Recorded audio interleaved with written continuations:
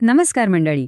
आज ना आपण एका खूप सुंदर जगाची सफर करणार आहोत. आपल्या आजूबाजूलाच आहे हे जग, आपल्या हिरव्या मित्रांचं, हो, वनस्पतींचं. चला तर ओळख करून घेऊया त्यांची. अगदी बरोबर. आज आपण भेटणार आहोत आपल्या याच हिरव्या मित्रांना. अच्छा, ते जगतात तरी कसे? त्यांना काय आवडत असेल? आणि ते आपले मित्र का आहेत? या सगळ्या प्रश्नांची उत्तरं आज आपल्याला मिळणार आहेत. मग तयार आहात ना या सफारीसाठी? हो, हे अगदी खरंय.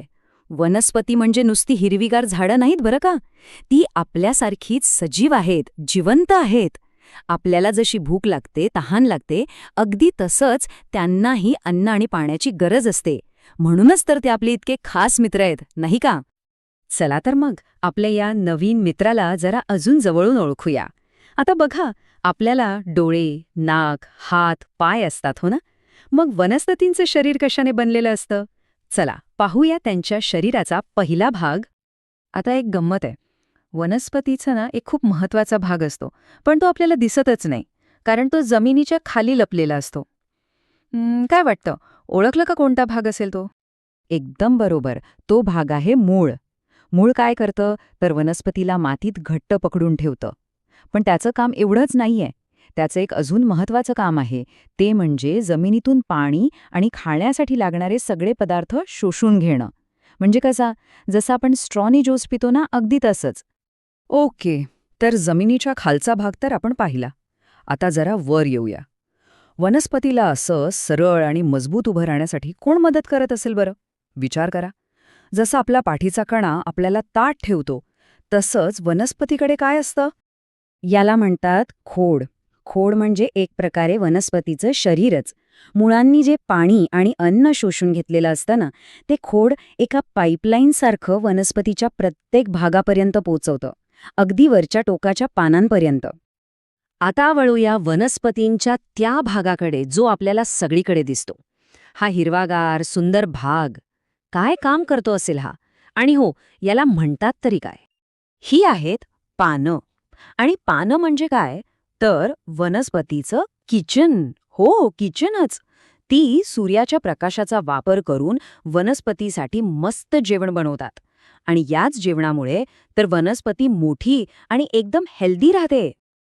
आणि आता वनस्पतीचा सगळ्यात सुंदर आणि रंगीबेरंगी भाग, ज्याला पाहिल्यावर आपलं मन कसं एकदम प्रसन्न होऊन जातं.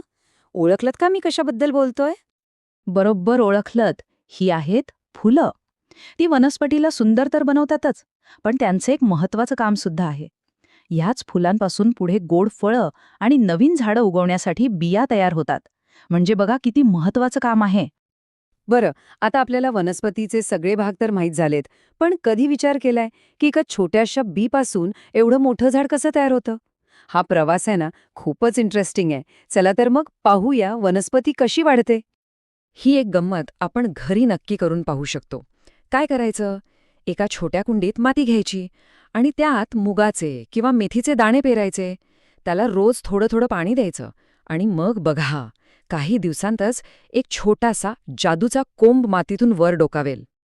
आपल्याला मोठं व्हायला जशी अन्नपाण्याची गरज असते, तसंच वनस्पतीला मोठं आणि मजबूत होण्यासाठी कोणत्या गोष्टी लागत असतील? चला बघूया. वनस्पतीला मुख्यत्वे 3 गोष्टी लागतात.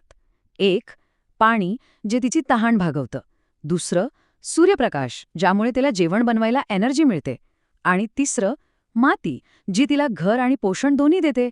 या 3 गोष्टी मिळाल्या ना, की वनस्पती एकदम आनंदाने वाढते. एक गोष्ट लक्षात घेतली का? वनस्पती फक्त स्वतःसाठी जगत नाहीत.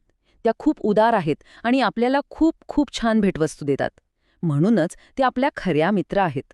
बघायचंय ते आपल्याला कोणत्या भेटवस्तू देतात? अरे बापरे! वनस्पती आपल्याला कितीतरी गोष्टी देतात. उन्हाळ्यात मस्त थंडगार सावली, खायला गोड गोड फळं, सुंदर फुलं आणि सगळ्यात महत्वाचं, श्वास घ्यायला ताजी शुद्ध हवा. जरा विचार करा, त्यांच्याशिवाय आपलं आयुष्य कसं असेल, नाही का? जेव्हा आपले मित्र आपल्याला एवढं सगळं देतात, तेव्हा त्यांची काळजी घेणं आपलं कर्तव्य आहे, बरोबर? मग आपण आपल्या या हिरव्या मित्रांची काळजी कशी घेऊ शकतो? चला, या शेवटच्या भागात आपण हेच जाणून घेऊया. आपल्या या हिरव्या मित्रांची काळजी घेणं खूप सोपं आहे बरं का. त्यांना फक्त वेळेवर पाणी द्यायचं. आणि हो, एक गोष्ट नेहमी लक्षात ठेवायची. त्यांची पानं किंवा फुलं विनाकारण तोडायची नाहीत, कारण त्यांनाही त्रास होतो. त्यांच्याशी प्रेमाने वागलं ना की ते अजून छान वाढतात. तर मग एक गोष्ट नेहमी लक्षात ठेवायची, वनस्पती म्हणजे फक्त निसर्गाचा एक भाग नाहीयेत, तर ते आपले जिवंत मित्र आहेत. आणि म्हणूनच त्यांची काळजी घेणं, त्यांना वाढायला मदत करणं ही आपल्या सगळ्यांची जबाबदारी आहे. तर मग आजपासून आपण सगळे ह्या हिरव्या मित्रांशी मैत्री करणार ना, त्यांची काळजी घेणार ना? मला खात्री आहे आपण नक्कीच घेऊ. चला पुन्हा भेटूया एका नवीन इंटरेस्टिंग विषयासोबत. धन्यवाद.